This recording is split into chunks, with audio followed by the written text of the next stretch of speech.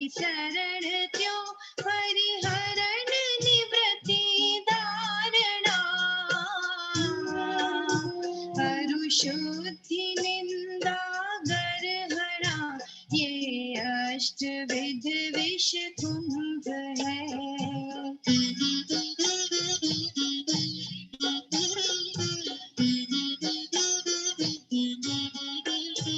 अन प्रतिक्रमण अन प्रतिसरण अन परिहरण अन धारणा अन भक्ति अन गर्हानिंद अशुद्धि अमृत कुंभ है। अन भक्ति अन गर्हानिंद अशुद्धि अमृत कुंभ है। हाँ चाचा जी प्रारंभ कर दीजिएगा।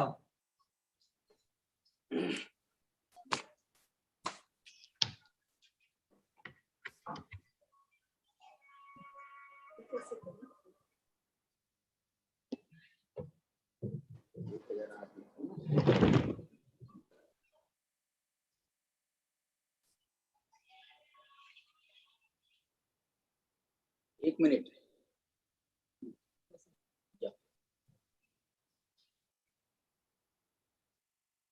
नमो अर्हन्ताणं नमो सिद्धाणं नमो आयरीयाणं नमो वज्रायाणं नमो लोये सौवसाहूणम्।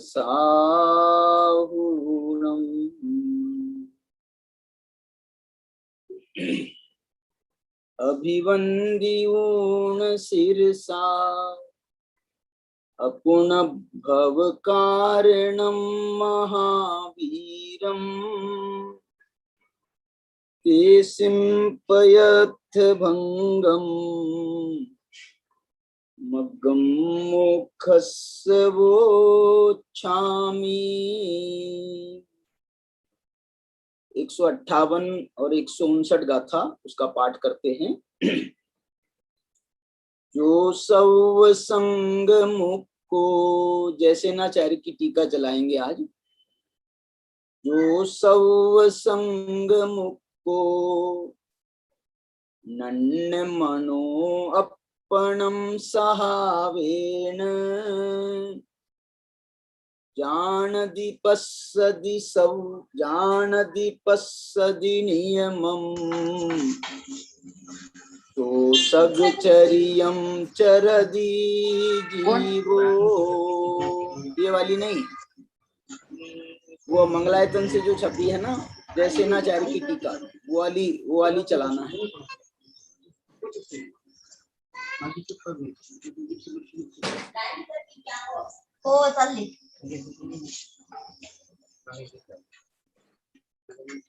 चरियम चरदी सकम जो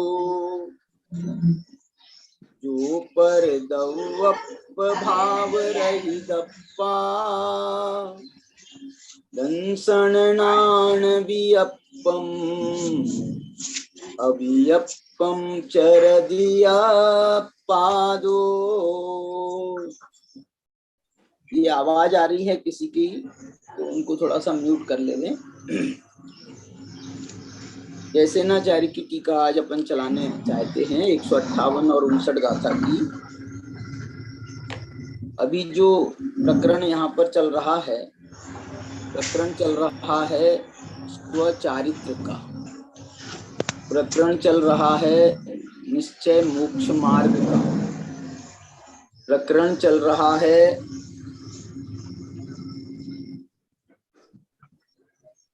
देखो इसमें बड़ा सुंदर प्रकरण आ रहा है। ये प्रकरण चल रहा है स्वचारित्र में प्रवृत्त पुरुष के स्वरूप का, स्वचारित्र में प्रवृत्त पुरुष के स्वरूप का। ये इसके पहले पेज नंबर जो है वो निकालना है हमारे को 281 नंबर का पेज निकाल लीजिए। नहीं सॉरी, हाँ 282 पेज निकालिए, 282 नंबर का पेज। देखिए गाथा अपन ने पहले भी पढ़ी है, और इसका जो गाथार्थ है वो ये है कि सर्व संग से मुक्त अनन्यमय जो स्वभाव द्वारा नियत आत्मा को जानता देखता है, वह जीव स्वचारित्र का आचरण करता है।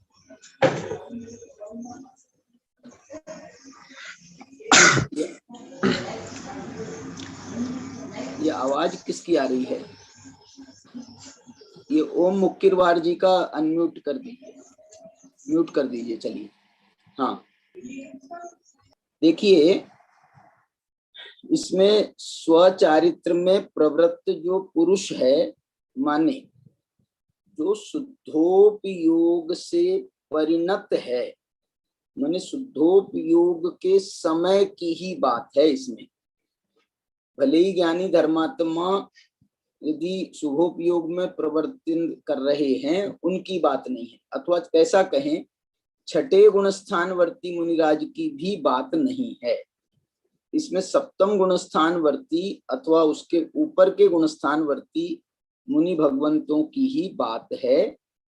इस बात को मैं इससे अभी जो जितना प्रकरण है ना, इसमें तो हम घटा सकते हैं कि भैया नीचे भी गुणस्थानों में भी जब शुद्धोपयोग हो तो ये हो सकता है, क्योंकि निश्चय चारित्र की बात है।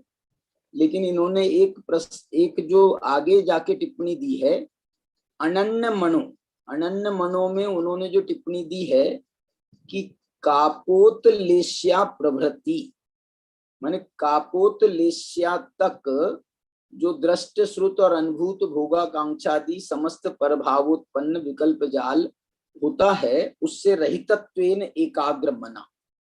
मतलब ये जो है ना तीन जो अशुभ लेश्याएं हैं, इनके गुणस्थान जो हैं वो ऊपर के ही गुणस्थान है, छठे गुणस्थान के ऊपर के। छठे गुणस्थान को भी मुनि भगवंतों को अशुभ लेश्या नहीं होती है, लेकिन मुनि भगवंतों की जो और ऊपर की दशाएं बताई हैं, उस अपेक्षा से उसको शुद्धोपयोग जो सातवें गुणस्थान के ऊपर है, उसी की यहाँ पर चर्चा है। अमृत चंद्राचार्य की टीका पढ़ते समय भी अपन ने ये बात की थी, और अमृत चंद्राचार्य की टीका पर गुरुदेव श्री का जो प्रवचन भी मैंने आपको बताया था रेफरेंस के रूप में, गुरुदेव श्री ने भी यहाँ पर स्पष्ट रूप से ये कहा है कि ये सातवें गुणस्थान के ऊपर की मुनि भगवंतों की बात है। ऐसा मुनि भगवंतों को कैसा चारित्र होता है, उसकी मुख्यता से यहाँ पर चर्चा है। अब आप जो कहेंगे कि भाई मैंने कहा कि नीचे के गुणस्थानों में भी ये लेश्या के प्रकरण को ना देखें तो ये ऊपर की बातें घट जाती हैं। असल में क्या है कि जो शुद्धोपयोग है उसकी जो जाति है, वो चौथे गुणस्थान की हो चाहे 12वें गुणस्थान की हो, शुद्धोपयोग की जो जाति है वो जाति एक है। अब उसमें जो घटती बढ़ती हो रही है, वो घटती बढ़ती उसकी एकाग्रता में हो रही है, उसकी डेप्थ में हो रही है, उसमें उसकी गहराई में हो रही है। मतलब उसका उसमें जितना जितना हम निखार बढ़ता जाएगा, शुद्धता बढ़ती जाएगी, उतनी उतनी वो शुद्धता जो है वो बहुत स्पष्ट और परिस्पष्ट होती जाएगी। नीचे के गुणस्थानों में वो उसका काल भी बहुत कम है और उसकी गहराई भी कम है।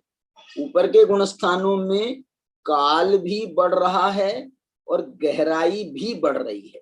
तो उस दृष्टि से जब हम देखें तो ये बात जो है वो वैसे तो हम घटा सकते हैं स्वरूप, जैसे इसमें स्वचारित्र की बात कही ना, तो स्वचारित्र को हम स्वरूपाचरण चारित्र कह सकते हैं। और वो स्वरूपाचरण चारित्र की बात को यदि हम स्टार्टिंग से माने तो स्वरूपाचरण चारित्र का प्रारंभ तो चौथे गुणस्थान से हो जाता है। उस दृष्टि से ये मैंने आपसे बात करी। अब देखिए अपन इसकी टीका पढ़ते हैं। इन्होंने जैसेनाचार्य की जो शैली है वो ये कहते हैं कि जो इत्यादि पद खंडना रूप से व्याख्यान करते हैं, माने ये जो है ना पद खंडना रूप से व्याख्यान करते हैं का मतलब क्या हुआ कि एक एक शब्द का, एक एक पद का, पद कहते हैं शब्दों को नहीं, शब्द तो होते हैं क्या बोलना चाहिए, जिसमें विभक्ति नहीं होती है, विभक्ति रहित जो है वो शब्द कहलाता है। और जब विभक्ति उसके साथ में जुड़ जाती है तो उसके बाद में वो फिर पद कहलाता है। सुप्तिगंतम पदम, ऐसा सूत्र है संस्कृत में। तो सुप कहते हैं विभक्ति को, और तिगंत कहते हैं जो उसको क्रियावाची, क्रिया का रूप, जैसे धातु होती है, क्रिया से संबंधित धातु होती है, और धातु जब उस कोई क्रिया में परिणत हो जाती है तो उसमें तिंग प्रत्यय लग जाता है, तो उससे सुप्तिगंतम पदम क्या, वो पद कहलाता है। हिंदी में हम कहें तो जैसे हम ये कहेंगे कि कर्ता ने, कर्म को, है ना, करण से, तो ये जो है ना विभक्ति लगा करके मैं बात कर रहा हूं। कर्ता ने ये पूरा तब पद कहलाएगा, कर्म को तब ये पद कहलाएगा। इसमें इसको संस्कृत में उसमें इनबिल्ट उसमें विभक्ति लग जाती है। जैसे कर्म को तो उसमें कर्मम शब्द हो जाएगा, तो वो कर्म को, कर्म से एक क्या बोला, करण से, तो कर्णेन ऐसा तृतीय विभक्ति लग जाएगी, तो वो फिर ऐसा पद बन जाता है। यहाँ पर उसके एक एक पद को तोड़ तोड़ करके उसको समझ लीजिए क्या नाम है उसको, उसका जो है ना अन्वय भी करते हैं। अन्वय करते हैं माने संस्कृत प्राकृत में क्या है, शब्द कभी कभी आगे पीछे भी होते हैं, तो उनको एक वाक्य की जो अपन संरचना के हिसाब से उसमें कर्ता को पहले लेते हैं, फिर कर्म को लेते हैं, फिर करण को लेते हैं, जो भी उसकी एक प्रोसेस है उस प्रोसेस में उसको सजाते हैं, तो उसका नाम है फिर ये वाक्य रचना कर देते हैं। ये पदों की वाक्य रचना के रूप में उसको अन्वय कहलाता है। तो यहाँ पर कह रहे हैं जो इत्यादि पद खंडना रूप से व्याख्यान करते हैं। जो क्यों कहा पहले, जो इसलिए कहा क्योंकि गाथा जो शुरू हो रही है वो जो सव्व संग मुक्को नन्न मणो, जो सव्व संग, तो गाथा यहाँ से शुरू हो रही है, तो इत्यादि, जो इत्यादि माने इस गाथा का पद खंडना रूप से व्याख्यान करते हैं। अब देखो पद खंडना कर रहे हैं तो सो को पहले लिया जो को पहले नहीं लिया, जो को बाद में लेंगे। सो माने वह, कर्ता रूप वह, सगचरियम चरती, निज शुद्धात्मा की संवित्ति अनुचरण रूप परमागम भाषा से वीत राग परम सामायिक नामक स्वचारित्र में आचरण करता है, अनुभव करता है। वाह वाह वाह। जो सग समयम, जो सगचरियम चरति, इस सग समयम, सगचर्य को सग समय भी कहा है उन्होंने पहले। तो यहाँ पर जो है ये सगचर्यम चरति, जो स्वचारित्र को आचरता है। बताइए, अब देखो ये इसमें शब्द है स्वचारित्र। अब ये स्वचारित्र है, इसी का नाम स्वरूपाचरण चारित्र है। स्व, उसको संक्षेप में उन्होंने स्वचारित्र कह दिया। इसको और दूसरी भाषा में कहें हम तो इसी का नाम निश्चय चारित्र है। जो स्वचारित्र है, जो स्वरूपाचरण चारित्र है, जो निश्चय चारित्र है ना। तो ये जो है निश्चय चारित्र जो है, ये निश्चय चारित्र क्यों कह रहे हैं इसको, क्योंकि जो व्यवहार चारित्र होता है उसमें रागादि का मिश्रण होता है, रागादि सहित जो है वो व्यवहार चारित्र कहलाता है। इसलिए सराग चारित्र कहो अथवा सराग चारित्र कहो अथवा व्यवहार चारित्र कहो, एक ही बात है। और निश्चय चारित्र कहो या वीतराग चारित्र कहो, इसको वीतराग चारित्र शब्द का भी प्रयोग किया है, वीतराग चारित्र। इसलिए जब शुद्धोपयोग की अवस्था है वही वीतराग चारित्र का नाम पाती है। इसके लिए इसमें और दूसरे नाम दे करके, शब्द माने विशेषण दे करके इसको स्वचारित्र को देखो कैसे समझा रहे हैं। ये जो है ना स्वचारित्र में आचरण करता है, सगचर्यम चरति, स्वचारित्र में आचरण करता है। अब वो स्वचारित्र कैसा है, तो बोले जिसको आगम की भाषा में सामायिक चारित्र कहा जाता है, सामायिक भी कहा जाता है। अब देखो ये जो सामायिक कहा गया ना, ये सामायिक नाम का भी जो चारित्र है, वैसे व्यवहार से जब चारित्र के भेद किए जाते हैं ना, तो जो मुनि भगवंतों का चारित्र है जिसको क्षोपसम चारित्र नाम दिया गया है, उस क्षोपसम चारित्र नहीं कहेंगे हम, सकल चारित्र, क्योंकि क्षोपसम चारित्र तो फिर 10वें गुण स्थान तक ही माना जाएगा, इसके ऊपर नहीं माना जा सकता निश्चय से। वैसे तो क्षोभसम चारित्र को छठे सातवें गुण स्थान का ही मानते हैं, फिर आठवें के ऊपर जो है वो ये क्षोभसम चारित्र नाम नहीं पाता है। यहाँ पर जो है सामायिक कह रहे हैं, तो जो मुनि भगवंतों का जो क्या नाम है चारित्र कहलाता है, सम्यक चारित्र कहलाता है अथवा सकल चारित्र कहलाता है, उस सकल चारित्र के 5 भेद कहे गए। सामायिक, छेदोपस्थापना, परिहार विशुद्धि, सूक्ष्म सांप्राय और यथाख्यात। तो ये जो है ना, ये 5 प्रकार का जो चारित्र है, ये सकल चारित्र या सम्यक चारित्र के भेद रूप से कहा जाता है। यहाँ पर इसलिए इसको सामायिक से जोड़ा है, सामायिक से जोड़ा है। और देखिए इस सामायिक का जो है स्वरूप, निश्चय स्वरूप तो यही है, लेकिन इस सामायिक को जब हम व्यवहारिक दृष्टि से देखते हैं, तो हम जब कहते हैं ना भाई कि श्रावक को अथवा मुनि भगवंतों को 3 टाइम सामायिक करना चाहिए, तो ये जो 3 टाइम की सामायिक जो की जाती है बुद्धि पूर्वक, वो तो व्यवहार चारित्र है, वो उसका नाम व्यवहार चारित्र है। उसमें जो निश्चय चारित्र रूप प्रवर्तन होता है, उसमें जो शुद्धोपयोग रूप प्रवर्तन होता है, ऐसे व्यवहार चारित्र को करते हुए जब निश्चय चारित्र रूप प्रवर्तन होता है, उस निश्चय चारित्र का नाम ये स्वचारित्र है। जब शुद्धोपयोग में, माने आप मुनिराज हैं या कोई भी है, वो ऐसे सामायिक की क्रिया करके बैठे, तो उस सामायिक की क्रिया करके बैठने मात्र से उनका जो वो चारित्र है, वो उनका ये नहीं हो जाता है, क्या नाम, वो निश्चय चारित्र नहीं कहलाता। उसमें तो जब अंदर अंदर अंदर अंदर अंदर तल्लीनता की अवस्था बनती है, तो उस तल्लीनता की अवस्था में इनका जो सविकल्प दशा है वो निर्विकल्प दशा के रूप में परिणत हो जाती है। तो वो जब निर्विकल्प दशा के रूप में परिणत होती है, तब उसका नाम शुद्धोपयोग कहलाता है, तब उसका नाम स्वचारित्र कहलाता है, उसका नाम स्वरूपाचरण चारित्र है। तो ये जो निश्चय सामायिक है ये स्वरूपाचरण है, और जो व्यवहार सामायिक है वो व्यवहार चारित्र का नाम पाएगा। वो ये निश्चय चारित्र है, वो व्यवहार चारित्र है, समझे ना। तो ये निश्चय चारित्र का सभी जगह स्वरूपाचरण रूप है। चौथे गुण स्थान से भी यदि प्रारंभ करेंगे, तो आगे आगे आगे आगे आगे आगे के सब गुण स्थानों में जितना निश्चय चारित्र का अंश है वो सब स्वरूपाचरण, और व्यवहार चारित्र के रूप बदलते जाएंगे। सम्यक दृष्टि को यदि हम उसका चारित्र कहेंगे, तो उसको व्यवहारिक सम्यक्त्वाचरण कहेंगे व्यवहारिक दृष्टि से। और जब 5वें गुण स्थान में कहेंगे तो उसका नाम देश चारित्र कहेंगे। 6ठे गुण स्थान में कहेंगे तो उसका नाम सकल चारित्र कहेंगे। 8वें आदि के गुण स्थानों में वहां पर फिर व्यवहारिक भेद है ही नहीं, वहां पर व्यवहारिक भेद कोई नहीं है। वहां तो 7वें के ऊपर सारा निश्चय चारित्र का ही विस्तार है। इस दृष्टि से हम देखें तो यहाँ पर उसको इन्होंने स्व सामायिक नामक जो है स्वचारित्र कहा। आपको मालूम है सामायिक के गुणस्थान कितने हैं? सामायिक चारित्र के गुणस्थान कितने माने जाते हैं?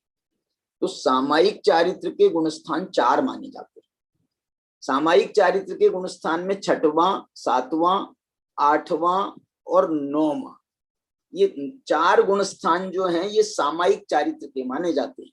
निचली अवस्था में जो पंचम गुण स्थानवर्ती सामायिक व्रत अंगीकार करता है, उसको जो क्या बोलते हैं, कौन सा व्रत है वो शिक्षा व्रत है। 4 शिक्षा व्रत होते हैं, उसमें सामायिक नाम का शिक्षा व्रत होता है। तो वो जो सामायिक नाम का शिक्षा व्रत है वो सामायिक चारित्र नहीं है, वो सामायिक व्रत है, वो सामायिक शिक्षा व्रत है। चारित्र जब कहा जाएगा तो वो 6वें गुण स्थान से ऊपर को ही चारित्र संज्ञा प्राप्त है। ये जो देश चारित्र है ये भी चारित्र के भेद में नहीं आता है। जब चारित्र के 5 भेद जो कहे गए हैं, ये 5 भेद सकल चारित्र के हैं, देश चारित्र को उसमें डाला नहीं गया है। फिर ये देश चारित्र और सकल चारित्र, ऐसे जो चारित्र के 2 भेद किए हैं, ये चरणानुयोग की अपेक्षा है, ये चरणानुयोग की अपेक्षा है। फिर जो चारित्र के 2 भेद किए हैं आचार्य कुंद भगवान ने, ये कुंद भगवान ने जो चारित्र के 2 भेद किए हैं, सम्यक्त्वाचरण चारित्र और दूसरा क्या किया कहा है उन्होंने, संयमाचरण चारित्र। तो ये जो है ये एक और तीसरी शैली है। मैंने हमको सभी शैलियों का हमको ज्ञान रहना चाहिए। उस दृष्टि से हम ये कभी कभी हम क्या करते हैं कि जैसे वो चारित्र के 5 भेद है ना, सामायिक आदि, तो उसकी मुख्यता से फिर हम ये कहने लगते हैं कि नहीं नहीं नहीं नहीं, देश चारित्र को चारित्र माने ही नहीं आचार्य, देश चारित्र को चारित्र माने ही नहीं है, चौथे गुण स्थान में चारित्र माने ही नहीं है, सम्यक्त्वाचरण चारित्र को चारित्र माना ही नहीं है। ये जो है हम फिर आगम का अपलाप करने लगते हैं ऐसा कह करके। क्यों आगम का अपलाप करने कह रहा हूं मैं? क्योंकि कुंद कुंद भगवान ने खुद चारित्र पाहुड़ में चारित्र के 2 भेद बताए। अब जब उन्होंने चारित्र के 2 भेद बताए हैं तो कुंद कुंद का हमारा विरोध नहीं हो जाएगा यदि हम चारित्र को कहेंगे कि नहीं, हम तो छठे 7वें गुण स्थान वाले को ही चारित्र कहेंगे, हम नहीं कहेंगे चौथे वाले को, हम नहीं कहेंगे 5वें वाले को। तो ये जो है ये तो कुंद कुंद का सीधा सीधा निषेध हो जाएगा, कुंद कुंद का। इसलिए मैं कह रहा हूं आगम का अपलाप हो जाएगा। इसलिए वो विवक्षा, और कुंद कुंद ने ऐसा क्यों कहा, कुंद कुंद ने ऐसा क्यों कहा? अरे भाई, चारित्र की आप मूल पर जाओ। ये चारित्र के भेद उन्होंने 5 किए, उन्होंने 2 भेद किए, देश चारित्र सकल चारित्र, आप इस पर मत जाओ। चारित्र मूल किसे कहते? स्वरूप बताओ चारित्र का क्या है। तो चारित्र का स्वरूप ये है, देखना मैं 2 शैली से आपको बताना चाहता हूं चारित्र का। चारित्र का स्वरूप ये है कि कषाय के अभाव का नाम चारित्र है। ये भी व्यवहारिक है, ये भी व्यवहारिक है। कषाय के अभाव का नाम चारित्र है। अब कषाय के अभाव का नाम चारित्र है तो इस तुला पर आप तौलो, चौथे गुण स्थान को, 5वें गुण स्थान को, छठे गुण स्थान को, 7वें गुण स्थान को, इनको चारित्र है क्या? नहीं। तो चौथे गुण स्थान में एक कषाय चौकड़ी का अभाव है, तो जितना कषाय का अभाव हुआ उतना चारित्र कहने में हमको क्या दिक्कत है? जितना कषाय का अभाव, मैं मिथ्यात्व का अभाव थोड़ी कह रहा हूं, मिथ्यात्व के अभाव से तो सम्यक्त होता है, यहाँ पर कषाय का अभाव हुआ है, तो जितना कषाय का अभाव हुआ उतना चारित्र कहो। हम नहीं कह रहे हैं कि आप छठे 7वें वाला चारित्र कहो, लेकिन उसको आप जो अनंतानुबंधी कषाय का अभाव हुआ है और उसके निमित्त से एक व्यवहारिक चारित्र भी हुआ है। ऐसा भी नहीं है कि व्यवहार चारित्र नहीं है चौथे गुण स्थान में, निश्चय चारित्र तो है ही, जो स्वरूपाचरण चारित्र है या एक कषाय चौकड़ी का अभाव है या अनंतानुबंधी का अभाव। व्यवहार चारित्र मालूम क्या कहा है? जो उनका बाह्य आचरण है सम्यक दृष्टि का, उस बाह्य आचरण का नाम सम्यक्त्वाचरण चारित्र है, व्यवहार चारित्र है। क्या आचरण है उसको? सम्यक दृष्टि का तो कोई आचरण नहीं है। अरे आचरण का मतलब हम सिर्फ व्रतों को आचरण समझते हैं, व्रतों को और चारित्र में बहुत फर्क है। चारित्र कषाय के अभाव का नाम है और व्रत जो है वो पापों के एक देश अथवा पूर्ण देश का अभाव का नाम जो है वो व्रत संज्ञा पाता है। तो पाप जो है पहले कषाय नष्ट होती है और बाद में व्रत पाप नष्ट होता है।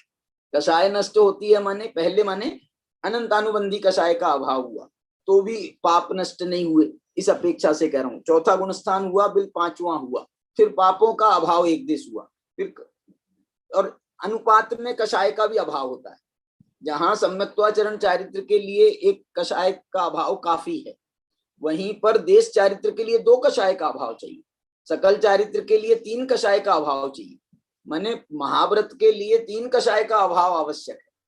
कल मैंने आपको बताया था एक बात, गुरुदेव के प्रवचन में भी आई थी वो बात, नहीं वो हिम्मत भाई की टिप्पणी में आई थी वो बात। क्या बात आई थी? मुनिराज को 3 कषाय चौकड़ी का अभाव होने पर महाव्रत ही क्यों होता है, ये बताओ। मुनिराज को 3 कषाय चौकड़ी का अभाव होने पर महाव्रत रूप ही चारित्र क्यों होता है?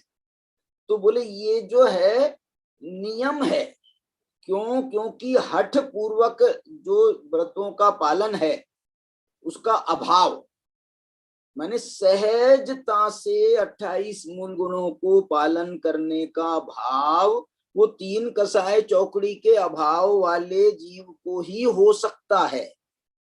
इसलिए द्रव्यलिंगी मुनि 28 मूल गुणों का पालन करता है, वो हठ पूर्वक करता है, वो सहजता के साथ में कर ही नहीं सकता। क्यों? क्योंकि उसके पहला गुण स्थान में है तो मिथ्यात्व बैठा है, चौथे गुण स्थान में भी द्रवलिंग माना गया है, तो उसके अभी तीन कषाय चौकड़ी का अभाव हुआ नहीं है, प्रत्याख्यान कषाय का अभाव हुआ नहीं।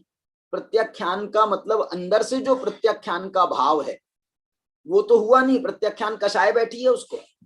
तो प्रत्याख्यान कषाय बैठी है माने त्याग का अभाव उसको नहीं हुआ है, भाव नहीं आ रहा है, लेकिन बाहर में उसको पालन करना है। तो बाहर में पालन करना है तो कैसे पालन करेगा? कोई जबरदस्ती वाला मामला है जबरदस्ती वाला हठ वाला मामला है, हठ वाला मामला। कैसे हठ वाला मामला है? बोले भैया वो तो क्या है, मुनि बन गए हैं तो अब क्या करें, मुनि बन गए हैं तो क्या करें। बात सही है, बात सही है। आपने जो है ये तो व्रतों को लेने के पहले सोचना था। अब आपने ऐसा नहीं, हंसी खेल नहीं है कि आप व्रत ले लो और वो उसके बाद बोलो नहीं यार मेरे से तो पल नहीं रहा है तो इसलिए जो है मैं छोड़ देता हूँ। चरणान योग इसकी स्वीकृति नहीं देता। चरणान योग इसकी स्वीकृति, हंसी खेल है क्या? मुनि दीक्षा आपने आज ली और कल बोलते हो साहब मेरे से नहीं पल रहा तो इसलिए मैं छोड़ देता हूँ। ऐसा ऐसा हंसी खेल उसको बनाना नहीं चाहिए। और एक बात बताऊं, बहुत मार्मिक बात है ये बात भी अभी मैंने कभी गुरुदेव के प्रवचन में भी सुनी कि जो सबसे पहले जब मुनि धर्म अंगीकार किया जाता है, सबसे पहले मुनि धर्म अंगीकार किया जाता है तो वो मुनि धर्म द्रव्य लिंग रूप ही होता है। दीक्षा के समय कह लो, आप समझ लो, दीक्षा के समय जो मुनि लिंग है वो द्रव्य लिंग रूप ही होता है। मालूम गुरुदेव का व्याख्यान में क्या आया था? ये इन्हीं गाथाओं के व्याख्यान में आया है। गुरुदेव ने ये कहा कि वरना श्वेतांबर मत का प्रसंग आ जाएगा। क्या श्वेतांबर मत का प्रसंग आ जाएगा? आप बोलोगे साहब मेरे को तीन कसाय चौकड़ी का पहले अभाव हो जाए उसके बाद मैं मुनि बनूंगा, नहीं तो फिर ऐसा गड़बड़ ना हो जाए कि मैंने मुनि बन गया और तीन कसाय चौकड़ी का अभाव नहीं हुआ तो बहुत गड़बड़ हो जाएगा। फिर तो मैं कैसे हो जाएगा? तो जो है इसलिए मैं तो पहले तीन कसाय चौकड़ी का अभाव करूंगा उसके बाद में मुनि बनूंगा। तो गुरुदेव ये कहते हैं कि हो ही नहीं सकता। गुरुदेव की भाषा कहें तो एक वस्त्र का धागा हो, वस्त्र का एक धागा रखने का भाव भी हो तो वो मुनि धर्म में वो मुनि धर्म नहीं कहलाएगा। ये जो एलक महाराज है ना, ये वही वस्त्र के धागे वाली बात है। वस्त्र के धागे वाली बात है माने एक जरा सा टुकड़ा है, रुमाल के बराबर भी नहीं है एक जरा सा टुकड़ा है, वो सिर्फ उसको जो है लिंग को ढकने के लिए है, समझ लीजिए। तो इतना सा जरा सा टुकड़ा जो है, लेकिन वो अभी मुनि महाराज नहीं कहलाते, मुनि महाराज नहीं कहलाते। चुल्लक महाराज जो हैं, चुल्लक महाराज आप भले ही कह लो एलक महाराज, चुल्लक तो को तो चादर भी होता है, एलक महाराज भले ही कह लो आप, लेकिन आप मुनि महाराज नहीं कह सकते। पंच परमेष्ठियों में उनका समावेश नहीं है।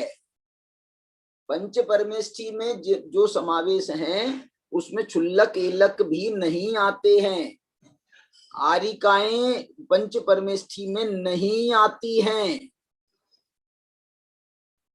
आरिका माता जी भी, यद्यपि उनको तो व्यवहार में महाव्रत कहा गया है, आरिकाओं को महाव्रत कहा गया है, लेकिन वो महाव्रत भले उपचार से कहा गया है लेकिन पंच परमेष्ठी में उनका स्थान नहीं है। पंच परमेष्ठी में उनका स्थान नहीं है। कुछ लोग हमारे यहाँ पर उनको भी उसी रूप में मुनि के रूप में बराबरी देते हैं, कुछ हमारे माने व्यवहारिक मान्यताओं में 20 पंथ के हिसाब से अथवा जो भी हिसाब से तो वो देते हैं, लेकिन वो उचित नहीं है। पंच परमेष्ठी के रूप में जैसे पंच परमेष्ठियों की पूजा आदि कही गई है, तो ये जो है ना आरिका माता जी की पूजा का विधान उचित नहीं है। आरिका माता जी की पूजा का विधान उचित नहीं है। वो और बहुत सारी बातें हैं। मैं तो अभी कल एक विषय पर बात कर रहा था, आपका सूत्र पाहुड़ है ना भाई साहब, सूत्र पाहुड़ की 25 नंबर की गाथा, सूत्र पाहुड़ की 25 नंबर की गाथा, उस गाथा में तो उन्होंने स्पष्ट शब्दों में ये कहा है, क्या कहा है स्पष्ट शब्दों में कि क्या लिखा है शब्द, महिलाणम या स्त्रियों को तिरियाणम पवज्जानथी, एकदम स्पष्ट यही शब्द है। देखो मेरे पास में ये खुला भी है, मैं कल देख रहा था ना, तो ये खुल गया। देखो गाथा मेरे पास सामने ही आ गई है। 25 नंबर की गाथा ये कह रही है, तिरियाणम ने इत्थिसु लिखा है, इत्थिसु, इत्थिसु न पव्वया भणिया। बस अब इस पद का अर्थ बताओ मेरे को। इत्थिसु न पव्वया, पव्वया माने प्रव्रज्या, प्रव्रज्या शब्द है ना, दीक्षा के लिए एक प्रव्रज्या शब्द है। तो वो इत्थिसु न पव्वया भणिया, स्त्री के प्रव्रज्या नहीं कही गई है। ये कुंद कुंद भगवान कह रहे हैं कि जो हमारे परंपरा में, हमारे को जो परंपरा से प्राप्त हुआ है बोध, उस बोध में स्त्री को प्रव्रज्या नहीं कही गई है। इसलिए, और एक बहुत अच्छा शब्द डाला है उन्होंने खुद, प्रव्रज्या। तो भाई फिर आरिकाओं को आप क्या कहोगे? तो मालूम क्या लिखा है उन्होंने खुद? देखो इसी गाथा में उन्होंने ये लिखा है,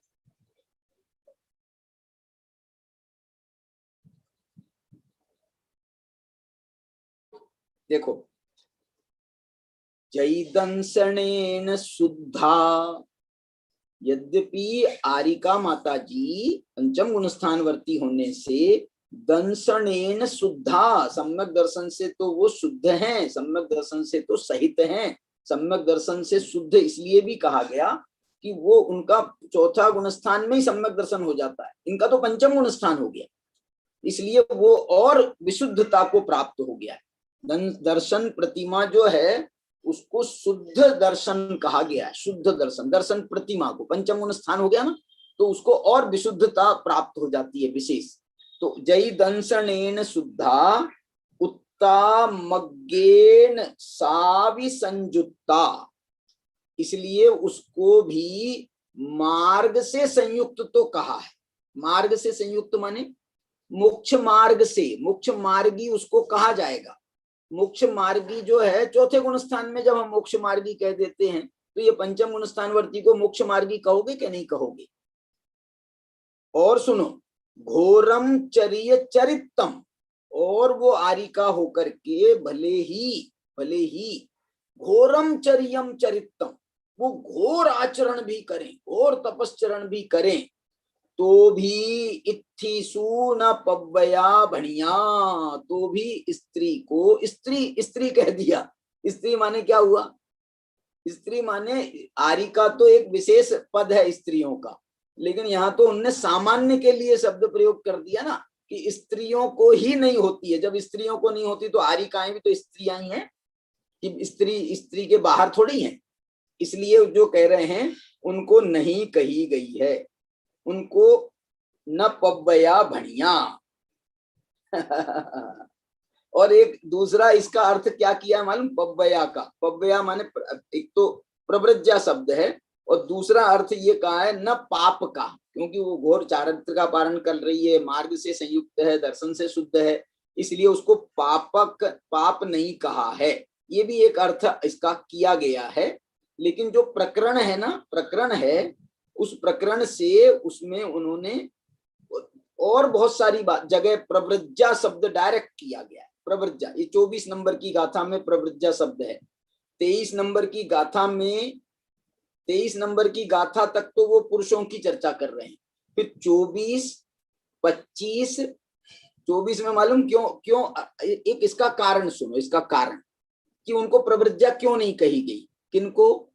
स्त्रियों को अथवा आरिकाओं को भी प्रव्रज्या, इनका मालूम क्या हेतु है? इसका हेतु एक मात्र ये है कि हम दीक्षा उसे ही कहेंगे जो उसी भाव से मोक्ष जाने की पात्रता आती हो, जिसको उसी भाव, दीक्षा लेने के बाद में जिसको और कुछ करना बाकी नहीं रहे व्यवहार में दीक्षा लेने के बाद में और कुछ करना बाकी ना रहे, तो उसको हम कह देंगे दीक्षा, उसको हम दीक्षा कहेंगे।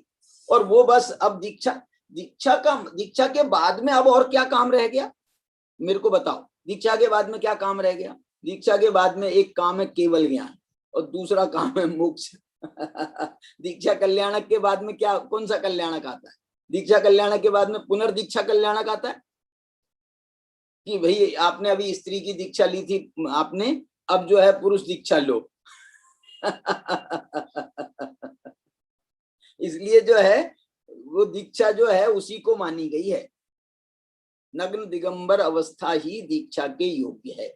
अब आप बोलोगे साहब हम तो स्त्रियों को भी फिर नग्न दिगंबर मान लेंगे, हो जाएंगी तो क्या हो, जंगल आदि में अथवा गुप्त स्थान में गुफा आदि में वो वस्त्र का त्याग कर देंगी तो हो जाएगा क्या उनको?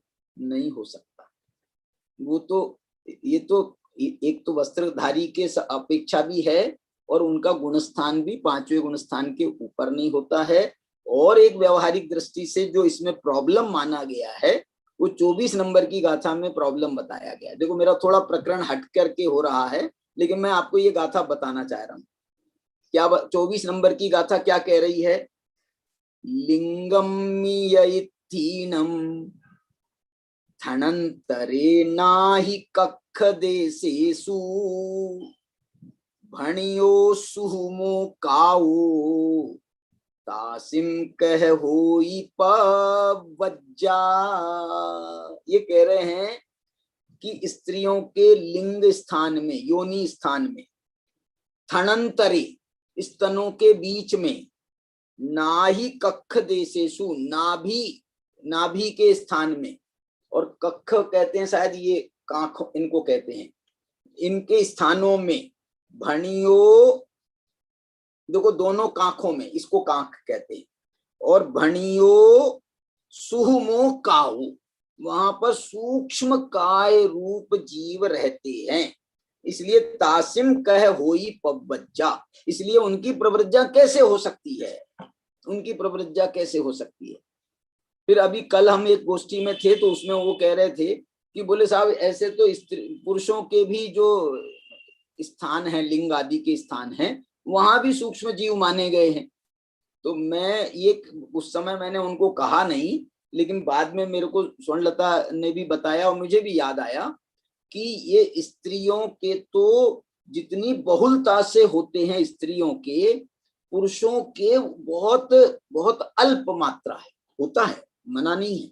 ये जो कांख के स्थान है ये तो अब स्त्री पुरुष में तो समान ही है, लेकिन जो है फिर भी ये बहुत सूक्ष्म, माने इसमें बहुत अंतर, इसमें उनको कम माना गया पुरुषों में। इसलिए पुरुषों को इतना हिंसा का स्थान बन नहीं सकता है। और लेकिन जो स्त्री हैं वो चाहे ना चाहे तो भी वो बच नहीं सकती।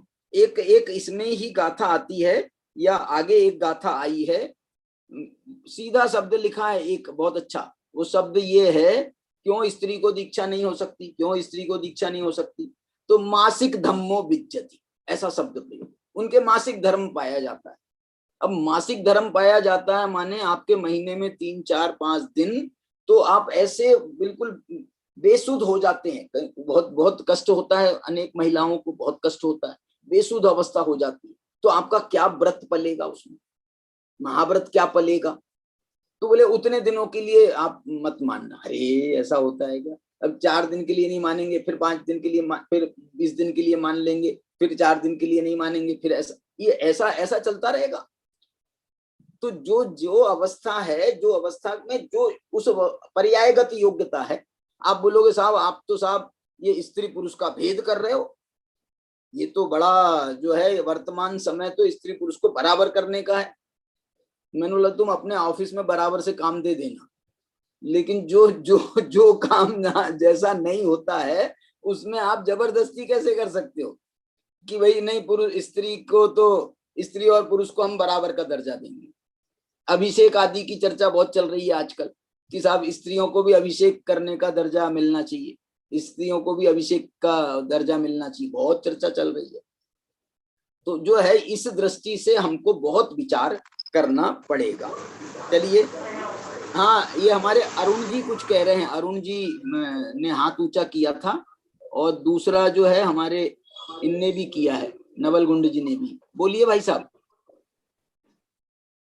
अरुण जी और नवल गुंड जी को। हाँ बोलिए। हाँ जी, ये जिन मैं एक बात कह रहा था, हाँ कि ये प्रवज्ञा और दीक्षा, हाँ दोनों एकार्थवाची नहीं लगते हैं। अच्छा। क्या है इसका? हाँ नहीं, आप एकार्थवाची नहीं लगते हैं, इसका कारण तो आप इसलिए बताओगे। इसलिए इसलिए मैं बोल रहा हूँ, यहाँ जो प्रवज्या आया है ये हाँ। नग्न दिगंबर मुनि होने की अपेक्षा से है। नहीं तो वही तो मैं भी कह रहा हूँ, नहीं तो नहीं, दीक्षा भी एक वही है, मेरी दीक्षा भी बात तो वही सुने। है। नहीं, हम्म। मेरी बात तो सुने। तो यहाँ अपन उसका अर्थ ऐसा करेंगे कि नग्न दिगंबर माने दीक्षा कहने में तो आएगी, पर नग्न दिगंबर दशा के लिए तो अपन कहें प्रविज्ञा। और नहीं। दीक्षा एक ऐसा सामान्य शब्द सा हो गया है कि आर्य का दीक्षा, और अब तो श्रावक दीक्षा जैसे शब्द भी सम्मिलित हो गए हैं, दीक्षांत भाषण हो गए हैं, तो इसमें इनको करें तो कैसा रहेगा? नहीं देखिए, एक ये बात बात आप सही कह रहे हो। मैं आपको एक और प्रमाण देना चाह रहा हूँ। देखिए, ये तो एक फिर और दीक्षा, आर्य का दीक्षा का क्या नहीं, करोगे? आर्य का दीक्षा ये शब्द माने कुंद कुंद के द्वारा सम्मत नहीं है।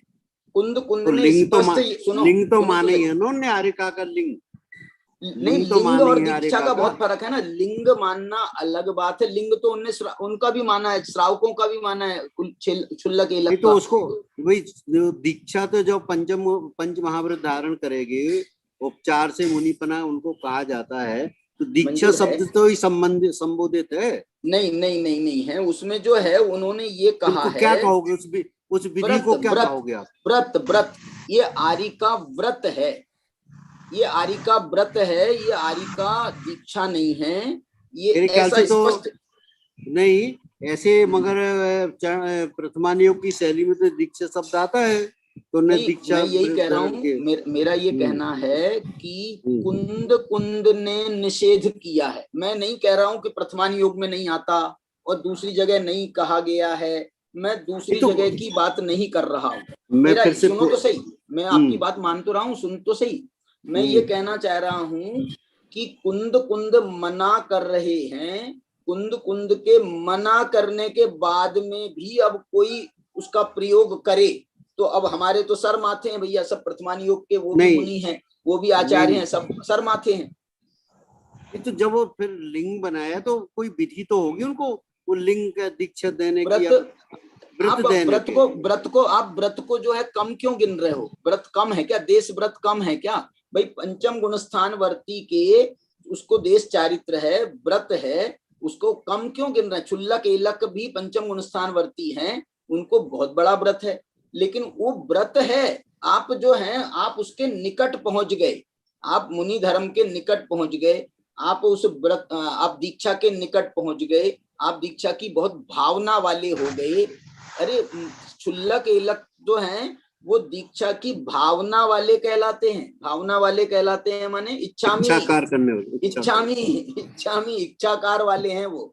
इसलिए, और जो है मालूम, जो लिंग भी आप कह रहे हो ना, लिंग में दूसरा लिंग माना है उत्कृष्ट श्रावकों का, क्षुल्लक एलक का। तीसरा लिंग माना है आरिकाओं का। वो तो अष्टपहाड़ में आया है, अष्टपहाड़ में आया है। नहीं तो ये सारे ही मैं अष्टपहाड़ से ही बात कर रहा हूँ, ये भी सूत्र नहीं, पहाड़ से ही बात कर रहा हूँ। नहीं, ठीक कह रहे हैं। अच्छा, दूसरा हाँ, जो आप स्त्रियों के संदर्भ में कह रहे थे ना, हाँ, तो उसके लिए मेरे ख्याल से प्रवचन सार में चरणानियोग चूलिका में सशंक शब्द आया कि निशंक नहीं रह पाती उनकी प्रवृत्ति। अरे ये सशंक पूरी, शब्द है, वो मूल पाठ सशंक है, शब्द भी है, मूल सशंक पाठ शब्द है। भी है, बहुत सारे शब्द हैं, अलग अलग अलग अलग। यहाँ पर 5 गाथाएं हैं। ये जो गाथा, ये जो है सूत्र पाहुड़ में 22 से लेकर के 26 तक की 5 गाथाएं हैं। इसमें 22 नंबर की गाथा में जो मैंने अभी पढ़ के बताया, और देखो ये लिख रहे हैं लिंगम इत्थीणम हवदी, उसके लिंग तो माना गया है, स्त्री का लिंग माना गया है, ये खुद ही लिख रहे हैं। देखो, लिंगम इत्थीणम हवदी, बोले क्यों लिंग मान रहे हो? कि भुंजई पिंडम सुए कालम में, क्योंकि वो एक समय भोजन करती है।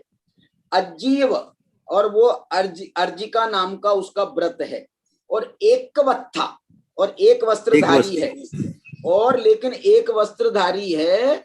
लेकिन आप ऐसा भी मत समझना कि जो है वो आहार, कोई ऐसा ये भी सुनने में आता है कि आहार आदि के समय में अथवा और दूसरे काल में वो वस्त्र का त्याग कर देती है। बोलते हैं नहीं, वत्था वर्णेन भुंजेति, आहार के समय तो हो ही नहीं सकता है, बाकी कोई काल की हमको नहीं मालूम, लेकिन वत्था वर्णेन भुंजेदी, वस्त्र का आवरण सहित ही वो आहार ग्रहण करेगी, कोई भी किसी भी कीमत। और सुनो, बोले साहब ये जो है इनको दीक्षा क्यों नहीं मान रहे मालूम? इसके लिए एक गाथा है इसकी 23 नंबर की, नवि सिद्धि वत्थ धरो, वो वस्त्र का धारक सीज नहीं सकता, जिन शासने जई भी होई तिथैरो, भले ही वो तीर्थंकर क्यों ना हो। और नग्गो विमोक्ष मग्गो, लो जो नग्न है वही मोक्ष का मार्ग है, शेषा उम्मग्गया सव्वे, यदि आप उनको मार्ग कहोगे, उसको दीक्षा कहोगे, तो इसमें जो है उन्मार्ग पन्ने का प्रसंग आएगा। और फिर वो जो अभी गाथा मैंने पढ़ी थी उनमें ये होता है, इसलिए उनके प्रवृत्तियां ही नहीं है। फिर इसके बाद में एक गाथा है जो ये भी पढ़ दिया मैंने, दर्शन से शुद्ध है। और एक और गाथा जो सशंक का आपने कहा था ना, उसके लिए गाथा है, सशंक वाली ही गाथा है। चित्ता सोहिन ते सिम, उनके चित्त की शुद्धि नहीं रहती है। आप कहो मासिक धर्म जब नहीं रहता है ना, जब मासिक धर्म रहता है तब तो सशंक है ही, लेकिन जब मासिक धर्म नहीं है उस समय भी उसका चित्त सशंक बना रहता है कि कहीं कुछ हो ना जाए, कहीं कुछ हो ना जाए, कहीं कुछ हो ना जाए। चित्ता सोहिन तेसिम, उसका चित्त की शुद्धि नहीं होती। ढिल्लम भावम तासावेन, उसका स्वभाव से ही ढीला भाव है। ढीला भाव है, कुंद कुंद के शब्द हैं। और यदि मासा तेसिम, और उनको मासिक होता है। इथिसुन संकया झाना, और उनको इसलिए शंका होने के कारण उनको ध्यान नहीं हो सकता, इसलिए आप उनको ध्यान भी नहीं कहा गया है। किसी तरह की शंका ना हो तब ध्यान होता है, और उनके तो ये शंका हमेशा बनी रहती है। इसलिए ये 26 नंबर की गाथा है सूत्र पाहुड़ की। ये तर्क कल दिया जा सकता था। ये सत्संग कल जो आपकी गोष्ठी थी ना, उस गोष्ठी में आप बोल रहे थे, मैं भी सुन रहा था, उस गोष्ठी को पूरी सुनी लगभग। नहीं तो आपके पहले कोई बहन बोल रही थी, तब से मैंने सुनी थी। तो आपने जो तर्क दिया था उसमें ये तर्क ज्यादा वैल्यूएबल था, ये सत्संग वाला। बिल्कुल सत्संग ठीक है, जितना याद आ जाए उसकी, अब क्या करें, अब नहीं आया याद तो क्या करें। और ठीक है, वहां हमने वो समय नहीं था ना वहां पर, वहां तो जो है 5 मिनट में बोलना था, उसके बाद चर्चा कर रहे थे, एक शब्द बोला नहीं कि भैया जल्दी करो जल्दी करो। अब ठीक है, जो अपन भी वैसे ही करते हैं गोष्ठियों में, तो अपन भी वही करते हैं। नवल गुंड जी भी कुछ कह रहे हैं भाई साहब, सुन रहे सर? हाँ, नहीं मेरा ये था, वो स्त्री का ये अभी बता रहे थे ना, वो सूक्ष्म जीवी होता है, वो मनुष्य रूप का सम्मोचन जीव, ऐसे पढ़ा था मैं, वो सच होगा। सम्मूर्छन जीव मनुष्य रूप का ही, वही सम्मूर्छन, सूक्ष्म जीव माने सम्मूर्छन जीव की ही बात है वहां पर, सम्मूर्छन जीव की ही बात है, उसी वही अपेक्षा है। चलिए, इस प्रकार से जो है ये हमारी आज की जो चर्चा है, कितना समय हो गया चलिए, अभी मैं ये गाथा आपको टीका पढ़ना चाहता हूं। इसमें आगे देखिए, इसमें जो ये शब्द है, मेरे को ये बहुत, ये तो अपन दूसरी चर्चा में चले गए, ये जो है ना, ये बहुत व्यवहारिक चर्चा में चले गए हम। सगचर्यम का जो अर्थ इन्होंने किया है, निज शुद्धात्मा की संवित्ति, वाह वाह वाह, ये चारित्र के लिए विशेषण दे रहे हैं। निज शुद्धात्मा की संवित्ति, और अकेले संवित्ति नहीं, निज शुद्धात्मा की संवित्ति अनुचरण रूप माने इसमें बिना, यदि थोड़े समय भी लगातार नहीं चले, स्थिरता ना हो, तो वो चारित्र संज्ञा नहीं पाता है। और फिर ये तो इनको जो है, हम 7वें गुण स्थान के लिए बात कर रहे हैं ना, तो 3 कसाय चौकड़ी का अभाव होने से इनको अच्छी स्थिरता मिलती है। भले ही पौना सेकंड का आधा समय है, लेकिन वो भी असंख्यात समय वाला है। असंख्यात समय वाला तो हमेशा ही होता है। 4थे गुण स्थान में भी जब शुद्धोपयोग होता है, जिस पूर्वक सम्यक दर्शन होता है, वहां भी असंख्यात समय है। लेकिन ये जो समय है ना, ये समय विशेष समय है। ये माने मुनिराज को इसमें स्थिरता बहुत हुई है, और स्थिरता के साथ में गहराई आप जिसको कहें। देखो, उनका तो मालूम, उनका तो समझ लीजिए, आप ऐसा कहना चाहता हूं मैं कि जब चौथे गुण स्थान में हमारे को शुद्धोपयोग की प्राप्ति होती है, तो वो शुद्धोपयोग तो दर्शन मोह का नाशक है। दर्शन मोह और अनंतानुबंधी कषाय का अभाव करने में ही वो समर्थ है। लेकिन जो सातवें गुण स्थान का जो शुद्धोपयोग है, उसने दर्शन मोह का अभाव पहले ही करके आया है, अनंतानुबंधी कषाय का अभाव पहले करके आया है, अप्रत्याख्यानावरण कषाय का अभाव किया है। प्रत्याख्यानावरण कषाय का अभाव, ये तो समझ लीजिए सातवें गुण स्थान का शुद्धोपयोग तो थोड़ा सा बढ़ जाए ना, तो ये संज्वलन का नाश करने में समर्थ है, संज्वलन का भी नाश करने में समर्थ है। आप उसकी गहराई पर विचार करो, कितना दर्जा ऊंचा हो गया है, उसका जो दर्जा है बहुत ऊंचा हो गया है। इसलिए स्वशुद्धात्मा की संवित्ति, ये तो चौथे गुण स्थान में भी लागू पड़ जाएगा संवित्ति, लेकिन निज शुद्धात्मा की संवित्ति अनुचरण रूप और परमागम भाषा में, आगम की भाषा में यदि हम कहें तो वीतराग परम सामायिक नामक स्वचारित्र में आचरण करता है, अनुभव करता है। देखो ये आचरण को भी अनुभव शब्द से जोड़ा है। इसके पहले की गाथा में भी अपन ने देखा था, उन्होंने सम्यक दर्शन ज्ञान चारित्र के लिए क्या शब्द का प्रयोग किया था? सम्यक दर्शन ज्ञान चारित्र के लिए उन्होंने निज शुद्धात्मा का दर्शन, ज्ञान और अनुभवन, चारित्र के लिए उन्होंने अनुभवन शब्द का प्रयोग किया है। इसलिए अनुभवन जो है बिना, देखो एक बात बोल रहा हूं, अनुभवन में स्वयं अपने आप में कुछ स्थिरता तो है ही है, बिना स्थिरता के अनुभवन नहीं हो सकता। आपको ज्ञान हो सकता है, लेकिन अनुभवन जो है उसमें जब तक मैंने आपको एक बार उदाहरण दिया था ना, आपके मुंह में रसगुल्ला डाला, नवलगुंड जी आपके मुंह में रसगुल्ला डाला और आपने यहाँ वहां ध्यान रखते हुए उसको निगल लिया, और फिर बाद में आप पत्नी से कहते हो तुमने आज तो मेरे को देखो कितने बढ़िया रसगुल्ला बना के रखे, मेरे को दिया ही नहीं। अरे तुमको दिया तो अभी तो दिया, और तुमने अभी तो खाया है। अरे कैसे कैसे, मैंने तो नहीं खाया।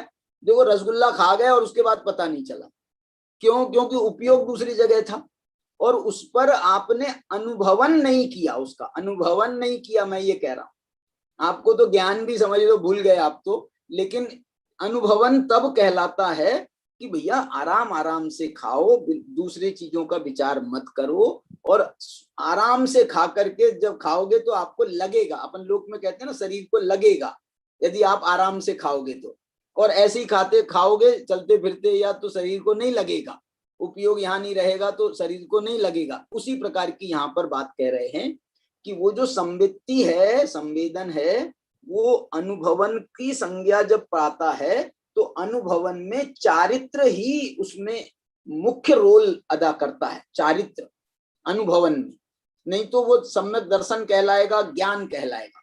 अनुभवन और वो सम्यक दर्शन ज्ञान भी बिना अनुभवन के नहीं होता है। क्यों नहीं होता है? क्योंकि जब तक हमको अनुभवन नहीं हुआ, माने अनंतानुबंधी कषाय के अभाव से वो स्थिरता उतनी नहीं लेंगे हम, तो हमको जो है ना वो श्रद्धान उदित नहीं हो सकता, वैसा वो श्रद्धान उदित नहीं होगा, और श्रद्धान उदित नहीं होगा तो सम्यक ज्ञान उदित नहीं होगा।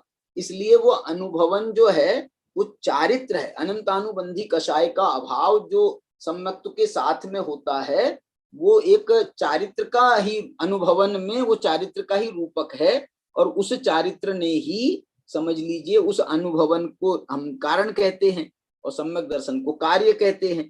तो अनुभव कारण है और सम्यक दर्शन कार्य है। तो ये अनुभवन माने अनंतानुबंधी कषाय का अभाव, चारित्र चारित्र चारित्र निज शुद्धात्मा की संवित्ति अनुचरण रूप परमागम भाषा से वीतराग परम सामायिक नामक स्वचारित्र में आचरण करता है, अनुभव करता है। अब इसके बाद में प्रश्न कर रहे हैं कि ऐसा करने वाला कौन है? तो बोले वह जीव है। अरे क्या है ये, क्या जवाब हुआ?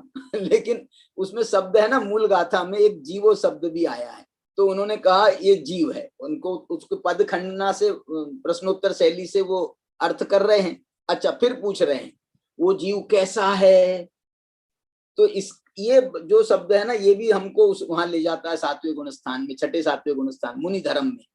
जो सर्व संग मुक्त को, जो सर्व संग से मुक्त है। और कैसा है देखो, अब सर्व संग से मुक्त की व्याख्या उन्होंने देखो कितनी बड़ी करी है, 4 लाइनों में इसकी व्याख्या कर रहे हैं। देखो, जो सर्व संग से मुक्त है माने 3 लोक 3 काल में भी मन वचन काय कृत कारित अनुमोदना द्वारा समस्त बाह्य अभ्यंतर परिग्रह से मुक्त रहित शून्य होते हुए भी निस्संग परमात्मा की भावना से उत्पन्न सुंदर आनंद स्यंदी परमानंद एक लक्षण सुख सुधारस के आस्वाद से पूर्ण भरे हुए कलश के समान, क्या बात है, संपूर्ण आत्म प्रदेशों में भरिता वस्त्र है। इसका नाम है सर्व संग मुक्त। आप सोचो, कुंद कुंद भगवान का एक शब्द था, उस शब्द को जयसेन आचार्य ने, अमृत चंद्राचार्य ने उसको जो है ना कितना विस्तार दे करके बता रहे। जो सर्व संग मुक्त को, ये कुंद कुंद भगवान का शब्द है, इसको एक साधारण ऐसा मत कह देना यहाँ सर्व संग मुक्त माने हाँ जिसके सब संग परिग्रह छूट गए हैं, बस ठीक है। अरे सर्व संग छूट गए हैं माने क्या, सर्व संग छूट गए माने क्या? वो कह रहे हैं सर्व संग का मतलब है 3 लोक 3 काल 3 लोक 3 काल से, और मन वचन काय और कृत कारित अनुमोदना से जिसके समस्त बाह्य अभ्यंतर परिग्रह छूटता है, वो है सर्व संग मुक्त। और ये भी अकेला व्यवहारिक हुआ, बाह्य हुआ, अंदर में उसको ये भी होना चाहिए परिग्रह से मुक्त रहित शून्य होते हुए भी। ये भी शब्द क्यों लगा रहे हैं मालूम? भी शब्द इसलिए लगा रहे हैं कि ये तो छठे गुण स्थान में भी है, मुनिराज को छठे गुण स्थान में भी ये सर्व संग से मुक्त हैं वो, लेकिन वहां पर अभी वो ये भावना नहीं आई है सातवें गुण स्थान वाली, निस्संग परमात्मा की भावना से उत्पन्न। अभी तो मुनिराज आहार कर रहे हैं, कहाँ ये अवस्था आ रही है? अभी तो मुनिराज क्या बोलते हैं उसको, शास्त्र लिख रहे हैं, अभी तो मुनिराज उपदेश दे रहे हैं, अभी तो मुनिराज थोड़े तत्व चर्चा कर रहे हैं। वो ये अवस्था तो कैसी परम सामायिक की अवस्था कहा गया ना। देखो क्या लिख रहे हैं, निस्संग परमात्मा की भावना से। निस्संग, निस्संग का मतलब बताओ? निस्संग माने, निस्संग तो सब संग से रहित में भी निस्संग आ गया। निस्संग का मतलब है एकांत में, एकांत में। ऐसा नहीं कि हम सभा में बैठे हैं, हम गमन कर रहे हैं, हम जो है दूसरे आहार आदि के कार्य कर रहे हैं, यद्यपि वहां भी छठा सातवां गुण स्थान माना जाता है, लेकिन वो सातवें गुण स्थान में और ये जो सामायिक आदि के काल के सातवें गुण स्थान में, उसमें थोड़ा सा उसमें अंतर माना जाता है, थोड़ा सा अंतर माना जाता है। माने यहाँ तो हमने मानो उसके लिए ही बिल्कुल प्रवृत्त हो रहे हैं सामायिक के काल में, और वहां तो समझ लो वहां प्रमाद से अप्रमाद, प्रमाद से अप्रमाद, प्रमाद से, दोनों में फर्क है थोड़ा, दोनों की अवस्था का फर्क है। यद्यपि ऐसा कोई शास्त्र में सातवें गुण स्थान के मालूम, सातवें गुण स्थान के 2 रूप माने गए हैं, एक तो वो स्वस्थान अप्रमत्त वाला है, और एक जो है वो श्रेणी आरोहण के समय में कौन सा कहलाता है, सातिशय अप्रमत्त वाला। ऐसे 2 स्थान तो माने गए, लेकिन ये जो स्वस्थान अप्रमत्त है ना, ये स्वस्थान अप्रमत्त भी 2 प्रकार का कैसे बन जाता है। एक तो प्रवृत्ति के काल में, प्रवृत्ति के काल में, प्रवृत्ति के काल में माने ये ईर्या समिति, भाषा समिति, ऐसना समिति, ये प्रवृत्ति का काल है, इसका 7वां गुण स्थान। और दूसरा है निवृत्ति के काल का दूसरा गुण स्थान, माने गुप्तियों के काल का जो 7वां गुण स्थान है। एक तो समितियों के समय 7वां गुण स्थान, छठा 7वां गुण स्थान होना, और गुप्ती के काल में छठा 7वां गुण स्थान होना, दोनों में एक अंतर है। वो प्रवृत्ति स्वरूप है और ये निवृत्ति स्वरूप है। समिति प्रवृत्ति स्वरूप मानी गई है, गुप्ती जो है वो निवृत्ति स्वरूप मानी गई है। तो ये गुप्तियों के समय की बात है। ये कहा ना, मन वचन काय कृत कारित अनुमोदना सबसे रहित होकर के, ये गुप्ती है ना, मन गुप्ती, वचन गुप्ती, काय गुप्ती, ये आ गया यहाँ पर। इस दृष्टि से इसको थोड़ा ध्यान देने की जरूरत है। तो इसमें कह रहे हैं निस्संग परमात्मा की भावना से उत्पन्न। अब देखो और आप उसका आनंद लो। सुंदर स्यंदी, वाह, सुंदर आनंद स्यंदी, वाह वाह। आनंद स्यंदी का मतलब है, स्यंदी का अर्थ बताया था ना, सराबोर, आनंद से सराबोर, आनंद से सराबोर, अथवा आनंद के रथ पर सवार होकर के, जैसे आकाश में गमन कर रहे हो, आनंद रूपी रथ पर सवार होकर के। परमानंद एक लक्षण सुख सुधारस, सुख रूपी अमृत सुधारस से पूर्ण होते हुए भरे हुए कलश के समान। क्या बात है, भरा हुआ कलश। इसका कल बताया था मैंने, भरा हुआ कलश किसको कहते हैं? जो बिल्कुल लबालब हो जाए, ऊपर से उबलने लगे, उसका नाम है।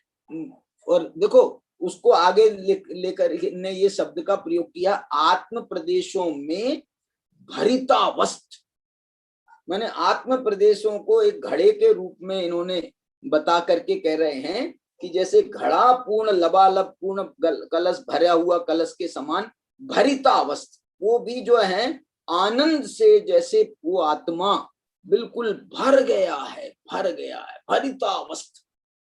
ये भरित शब्द का अर्थ है भर गया है, उससे लबालब हो गया है, ऐसा उबल रहा है, ऊपर से उबल रहा है, ऐसा सुंदर, बहुत अच्छी विशेषण यहाँ पर दिए गए हैं।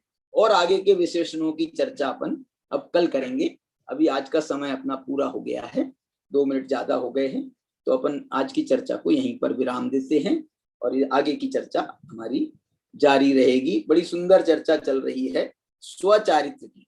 वाह, आइए सुदर्शन जी, नवल कुंड जी बोलिए। अनम्यूट करो अपने आप को।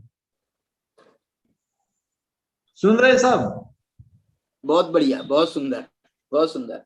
सुन रहे सर? हाँ बोलिए ना, बोलिए बोलिए। अभी आप दीक्षा के बारे में बता रहे थे। दीक्षा लेने वाले उसी भाव में मोक्ष जाने वाले होते हैं। फिर आपका क्या विचार है कुंद आचार्य के बारे में?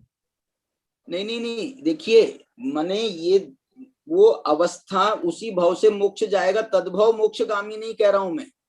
वो उसी भाव से मोक्ष जा सकते हैं, उसी भाव से जाएंगे नहीं, जाएंगे ऐसा नहीं कह रहा हूं मैंने वो जो मुनि अवस्था है ना, मुनि अवस्था ऐसी है कि अब इसके बाद में और कुछ छोड़ना नहीं है, बाहर में और कुछ छोड़ना नहीं है, सीधा अब सीधे मोक्ष जा सकते हैं। मैंने इसलिए तो भरत चक्रवर्ती ने यहाँ कपड़े उतारे और गए। बोलिए बोलिए। हो गए। चलिए चलिए, हाँ जी बताओ। चलो आज के प्रवचन के मुख्यांश, आज सामायिक ही स्वचरित्र है, इसकी आज विशेष चर्चा आई। सबसे प्रथम शुद्धोपयोग की जो जाति है वह एक ही है।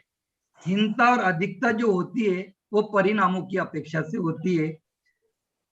और आज जयसेनाचार्य की टीका चली, और जयसेनाचार्य की जो टीका है वो खंडनारूप व्याख्यान करते हैं।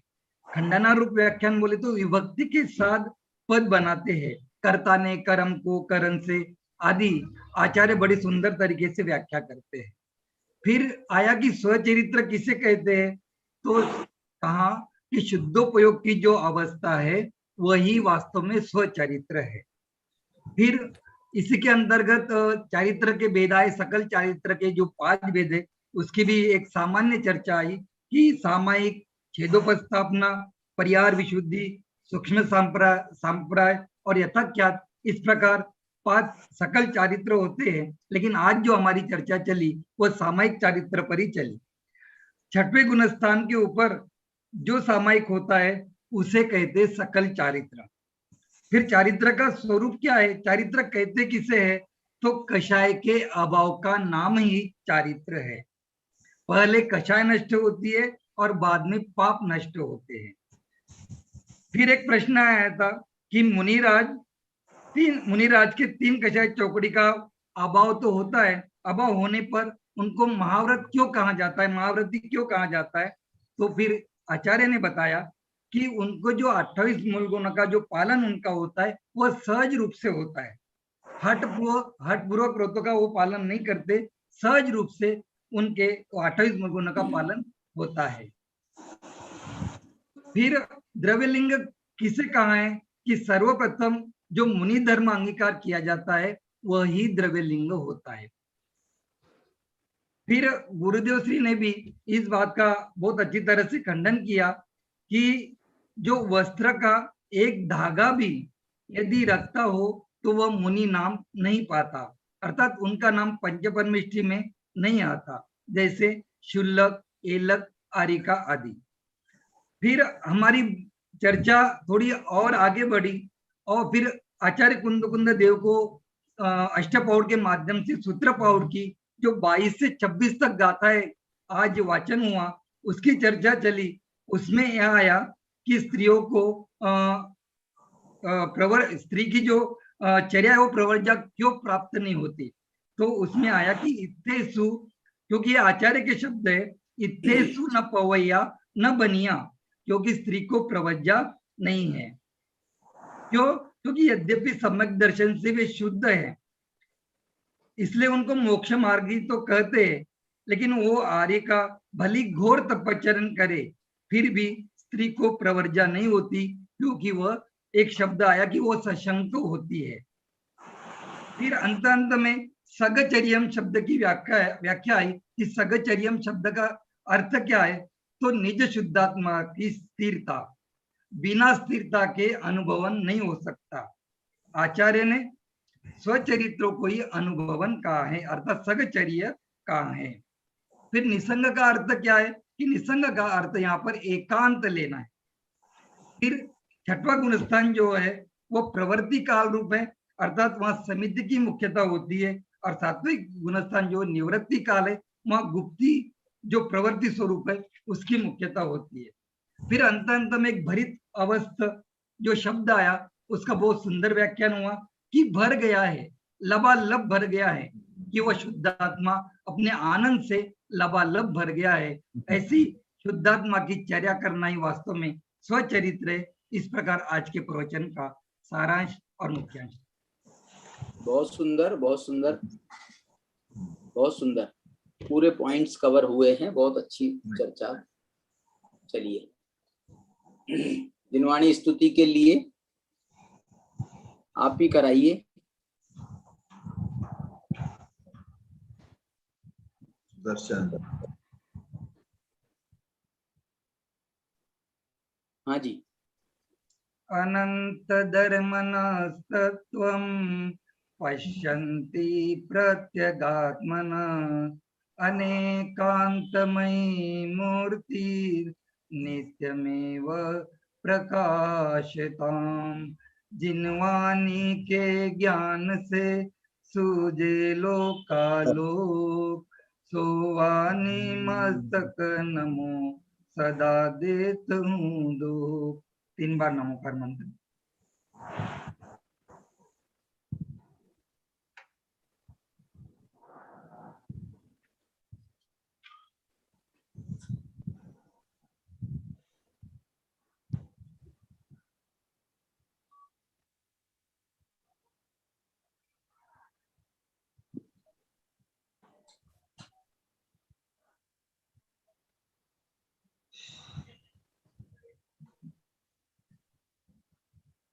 जय बोलो द्वादशांग रूपी जिनवानी माता की जय। जय। सभी को जय जिनेन्द्र। सभी को जय जिनेन्द्र। हमारे साथ में डॉक्टर विमल जी, नवल गुंड जी, सुरेश जी, आरांश जी, ये एसएस से कोई हमारे साथ में जुड़े हैं, उनको जय जिनेन्द्र। सभी को जय जिनेन्द्र। और भी जो लोग हमारे साथ में जुड़े थे, अशोक भैया जुड़े थे, सभी को जय जिनेन्द्र। चलिए।